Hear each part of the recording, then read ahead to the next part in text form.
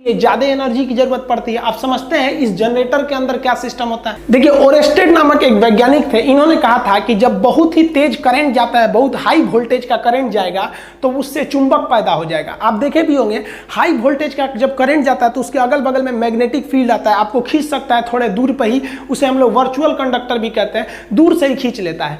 तो फैराडे नामक वैज्ञानिक ने दिमाग लगाया, कहा कि ससुरा जब इलेक्ट्रिसिटी से, करंट से चुंबक पैदा हो सकता है तो चुंबक से करंट क्यों नहीं पैदा हो सकता है। तो इन्होंने इसी सिद्धांत को घुमाकर कोशिश किया। इन्होंने कहा कि जब करंट जा रहा है तो चुंबक बन रहा है, तो एक काम करते हैं, हम चुंबक को ले जाते हैं, करंट बनेगा। तो ये क्या किए, एक तार को बीच में रख दिए यहाँ पर ऐसे, और इसके साइड में ना इसे चुंबक ले जा रहे थे। ये इसको ले जाने से ना इसमें बिजली बन ही नहीं रहा था। कहे कि तो उल्टा काम काहे नहीं कर रहा है। अब इनको दिमाग काम नहीं कर रहा था, ऐसे तार था, इसमें ऐसे चुंबक ले जा रहे थे, तो इनका काम ही नहीं कर रहा था। तो एक बार क्या किए इन लोग ना, कि ये तार, ये चुंबक को ना घुमा के, इसके अंदर जो चुंबक चारों ओर लगा के, और अंदर का जो तार था ना, उस तार को राउंड नचाना चालू किए। जैसे ये कॉइल है ना, ये कुंडली, तो इसको ये राउंड नचाना चालू किए।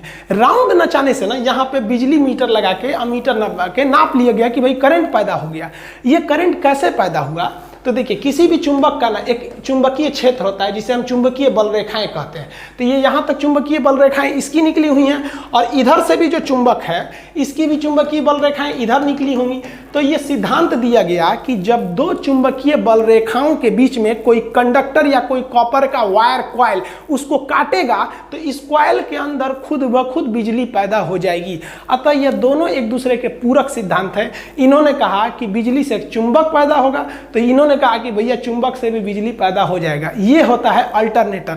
ये जो अल्टरनेटर और डायनेमो, इसका एक अलग चैप्टर होता है, इसको हम उसमें समझाएंगे। अभी आप मोटा मोटी यही समझिए कि जहां दो चुंबक रख देंगे, उसके बीच में अगर आप किसी भी तार को इसे घुमाएंगे, अब बहुत हाई स्पीड में घुमाएंगे, तो वो जो चुंबक का जो ये जो बल रेखाएं थी वो बदल जाएंगी आपकी विद्युत में, और आपको तार पर बिजली की प्राप्ति हो जाएगी। तो जनरेटर के अंदर इसी को घुमाया जाता है। तो जितना जो टरबाइन लगाए थे, वो टरबाइन का जो शाफ्ट था वो इसी से जोड़ दिया जाता है, टरबाइन को इससे जोड़ दिया जाता है। अब जो स्टीम आ रहा है वो नचाएगा टरबाइन को, टरबाइन नचाएगा इस कॉइल को, और कॉइल क्या करेगा, इसके चुंबकीय क्षेत्र को इसके चुंबकीय क्षेत्र के बीच में घूमेगा, तो उनके चुंबकीय क्षेत्र को काटेगा, इसमें बिजली उत्पन्न हो जाएगी। और यहाँ से आप वायर के रास्ते से, ट्रांसमिशन लाइन से भेज सकते हैं आप बिजली को।